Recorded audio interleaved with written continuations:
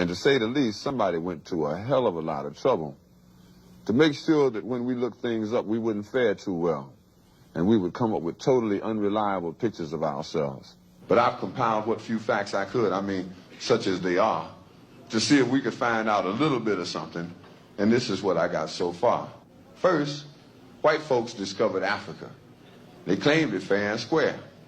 Cecil Rhodes couldn't have been robbing nobody because, hell, there wasn't nobody there.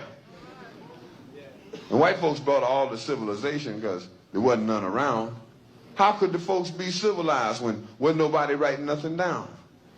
And just to prove all of their suspicions, well, didn't take too long. They found out that there were whole tribes of people in plain sight running around with no clothes on. That's right. The men, the women, the young, and the old righteous folks covered their eyes. And no time was spent considering the environment.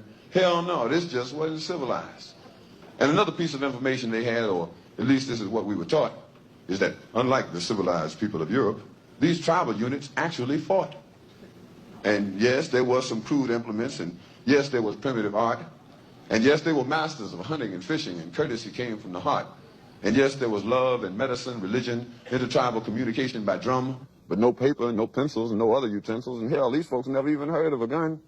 And this is why the colonies came, to stabilize the land, because the dark continent had copper and gold, and the discoverers had themselves a plan.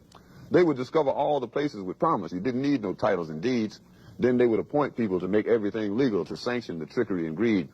And back in the jungle, when the natives got restless, they would call it guerrilla attack.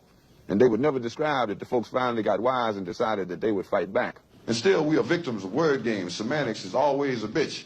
Places once referred to as underdeveloped are now called mineral rich. And the game goes on eternally. Unity kept just beyond reach.